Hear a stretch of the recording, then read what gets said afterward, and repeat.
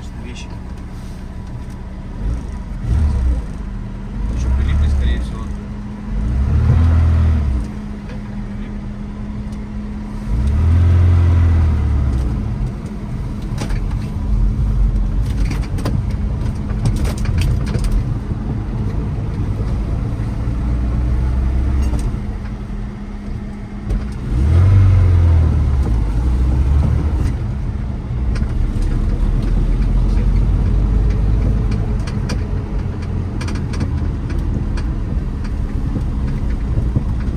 Снега у нас очень много.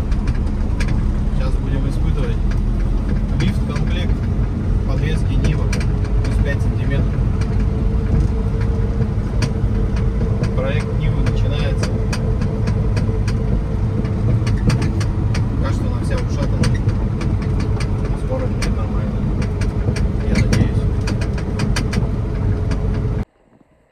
Купил я Ниву за 70 тысяч рублей. 70 тысяч рублей. Я как маленький ребенок, который захотел себе Ниву. И вообще я не планировал покупать Ниву, мне просто написали, есть Нива, 70 тысяч, она стояла в гараже 1000 лет, и короче вот она, эта Нива. Я приехал, посмотрел, когда ее уже купили за меня, такой сказал, вау, что это за Г? Ну она реально была вот такая, не типа она там вообще капсула времени какая-то, как мне объясняли. Но окей, ладно, пойдет. Она стояла на обычных штатных колесах, старых, лысых, кривых, косых. У нее дико что-то дребезжало, когда мы ехали на ней. Слава богу, ехал не я, а мой друг. Но он был вообще в восторге, когда мы ехали. В итоге привез я Ниву, купил сразу же на нее колеса. Купил лифт-комплект, в котором мы сейчас испытывали. И в принципе, как бы лифт-комплект он нужен. Это реально крутая тема, как бы, ну, не считая того, что я потратил кучу времени, чтобы его туда поставить. Но, блин, это классная тема. У меня жестко трещала раздатка, у меня жестко долбило рычаги. В итоге мне пришлось поменять промвал. Промвал я поставил уже не на крестовине, а уже на шрус. Все, теперь проблем никаких нет. Говорят, его типа может там слезать, обломить. Ну не знаю, если обломит и слижет, будет грустно. А так Нива это тема. Я проездил на Урале. Чисто брал Урал себе для леса, чтобы кайфовать. И сейчас я кайфую от Нивы. Это реально прикольно, это реально весело. Я планирую дальше ее модифицировать, улучшать, но в рамках разумного. Я не планирую вкидывать в нее кучу бабла. Я думаю, колеса останутся эти же, менять я ничего не буду. По-хорошему, я бы поставил сюда 2 блокировки. Вот если бы я сюда поставил 2 блокировки, это было бы прям очень круто, потому что в некоторых местах, когда вот ты вроде как-то свесил одно колесо, там, либо 2 колеса, она вообще встает и никуда не едет. И вот по ощущениям, если бы была блокировочка, она бы прям без проблем бы выскочила. Очень много снега. У нас очень много снега, я не знаю, наверное, по колено примерно у нас снега. И вот мы сейчас попробовали, покатались. И, блин, ну в принципе, если ехать ходами по такому снегу, то она едет. И я удивлен. На Урале мы бы просто его толкали всю дорогу. Везде вообще абсолютно. А так это вообще классная машина. Она, конечно, не в идеальном состоянии далеко. Тут переварен пол, он переварен криво. Уровень пола водителя и пассажира, то есть он прям вот отличается вот прям конкретно. Я не знаю, кто это варил, кто это делал. Чтобы поставить ровно раздатку, нам пришлось опускать ее чуть-чуть с одной стороны. Коробка точно так же стояла немножко наискось. Она и сейчас, по-моему, стоит немножко по диагонали. Но это все реально сделать, то есть это как бы надо просто приложить руки. Время. Самое печальное, что это очень много времени на это тратится. Пришлось даже ямку сделать в гараже, чтобы ползать под Нивой. Постоянно приходится ползать. Вот Нива — это та машина, в которой ты всегда под этой машиной. То есть никогда нету такого, что ты что-то сверху тут делаешь. У меня были изначальные проблемы, какие-то там засохшие, пересохшие там трубки, я поменял карбюратор. То есть все, больше тут сверху я ничего не делал. То есть всегда ты лазишь под машиной. Этот лифт-комплект, он достался просто кровью и потом, потому что мы потратили на него с другом, я не знаю, неделю, наверное, пока мы все это устанавливали. Потом все пошло по одному месту, я повернул налево, у меня заклинило руль, потому что, оказывается, надо переносить стабилизатор поперечной устойчивости. Как посмотрел в интернете, сказали, стабилизатор поперечной устойчивости в лесу вообще не нужен. В итоге я его нахрен отпилил. Я отпилил стабилизатор поперечной устойчивости, все стало отлично. Все, никаких проблем, у меня все теперь четко, красиво. У меня только что задевал подкрылок, оказывается, надо было просто открутить болтик с гаечкой, который остался там от старого брызговика. Все. Нива чинится прямо на ходу. То есть ты едешь, у тебя что-то ломается, ты такой тут же сразу же подкрутил, посмотрел, едешь дальше. Это просто эксперимент. Эксперимент на колесах. Ты катаешься, у тебя что-то тут, там, сям, все починил, сделал. В салоне сейчас как бы такая движуха, то что там вообще ничего хорошего нету. Здесь вот все как-то оно так на соплях прикручено, приделано. Суть в том, то, что дед, который изначально владел этой машиной, он хотел переделать салон типа на рестайлинговую Ниву. Рестайлинговая Нива подразумевает под собой другую консоль, полностью торпеду.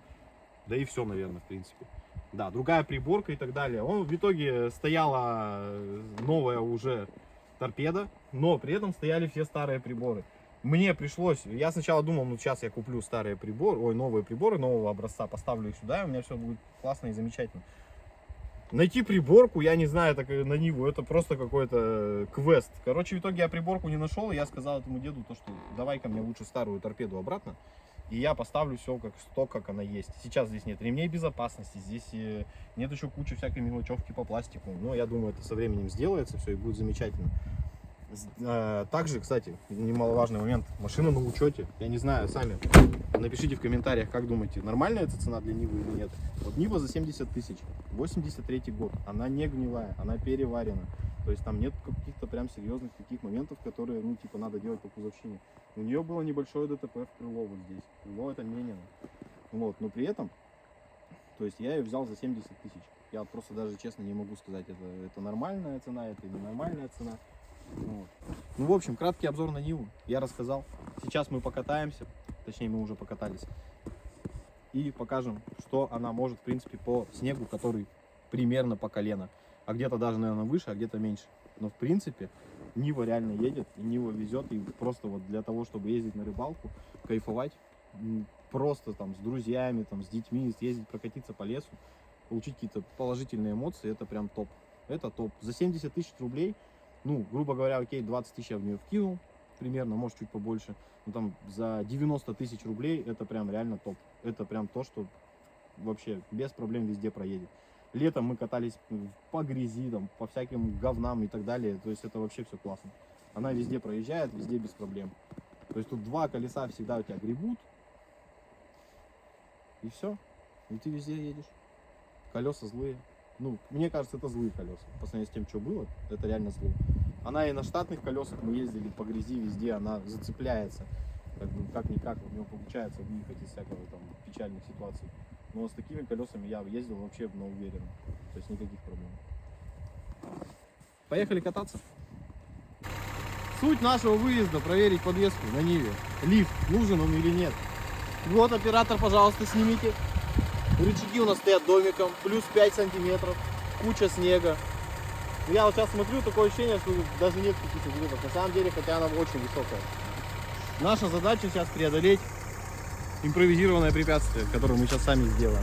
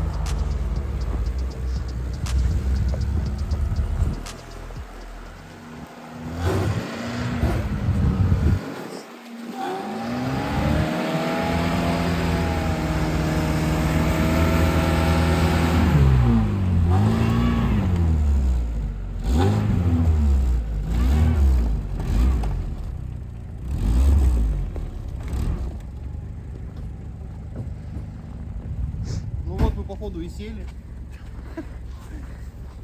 Очень неожиданно, конечно, это было все.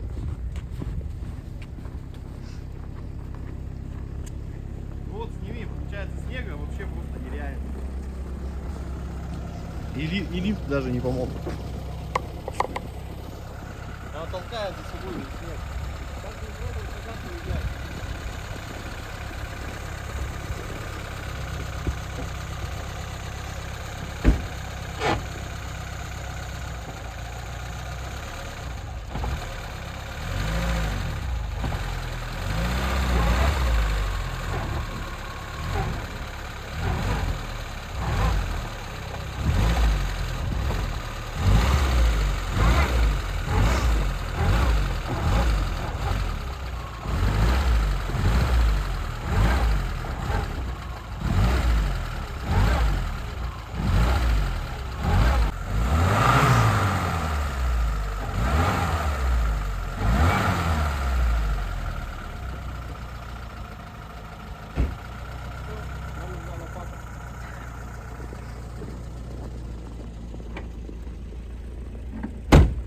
Полетели.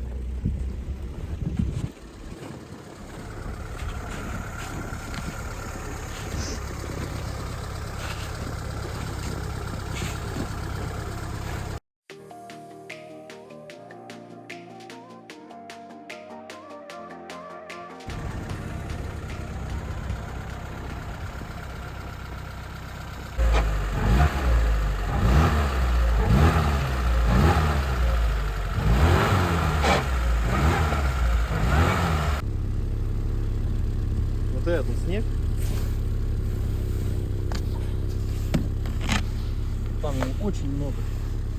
И она, получается, повисла. Колеса не могут нормально зацепиться.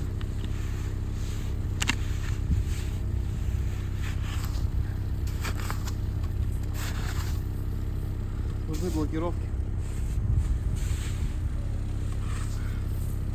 Если бы были блоки, мне кажется, она бы вообще без проблем отсюда выскочила.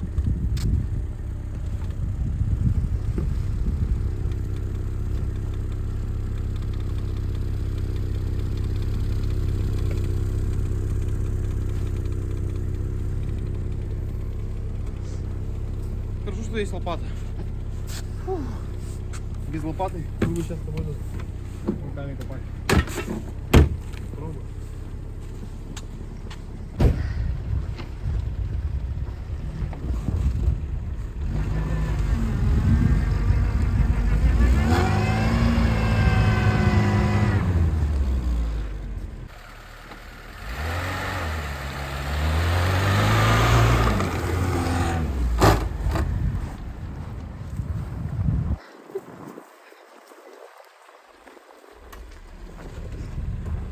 Ну вот если бы изначально я ехал ходами, тогда бы никаких проблем не было. А так получается, то, что мы просто тупо встали на ровном месте. Ну что, едем дальше.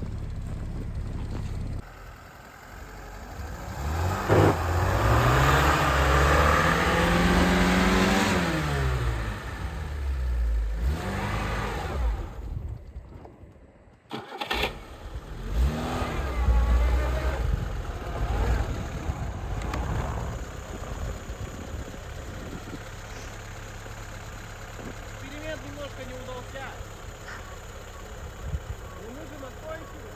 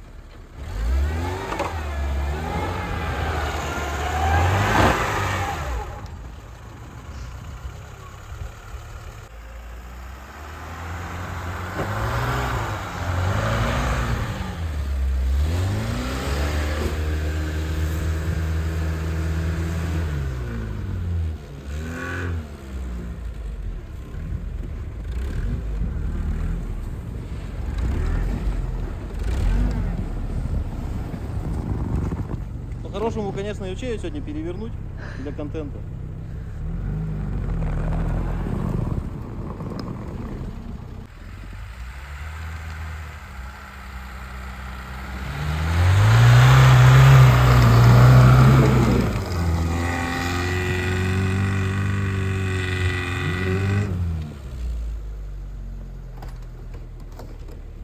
Ну что я могу сказать? В принципе, Нива едет. Я прям кайфую от таких вещей. Когда вот вроде как тут вообще хрен как заедешь, и оно заехало. Что, надо еще что-нибудь потоптать? Да?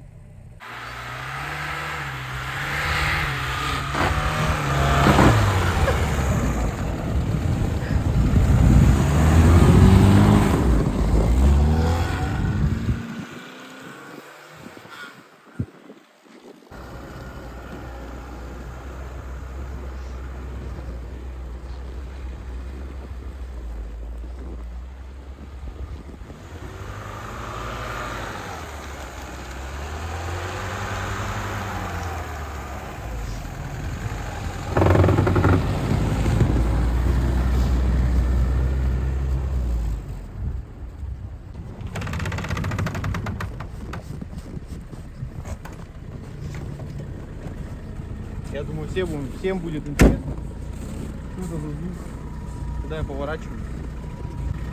Мне вот очень интересно, как люди борются с тем, чтобы здесь увеличить расстояние. Пишите в комментариях. Как сделать больше расстояния, чтобы она не цепляла, блин, за эту арку. Я, конечно, понимаю, что здесь сейчас цепляется именно болт. Но все равно расстояние какое-то, блин, маленькое очень. Здесь вообще практически нет. То есть, ну, понятно, сейчас болт откручу, этого звука вообще не будет. Потому что под крыло где-то потерялся, ну, брызговик. Ну вот это, то есть, хотелось бы сдвинуть сюда колесо. Подхватывать шайбу, я не понимаю, насколько там возможно так подложить шайбу. Сейчас мы починим. Я просто не видел этого болта. Вот я только что подъехал, остановился вот именно на таком вывороте. Он шоркал. Посмотрим.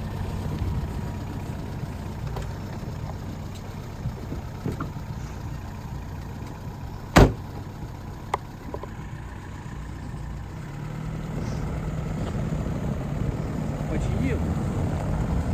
Вот и все. Ничего не шоркает. Ну-ка, сейчас еще раз.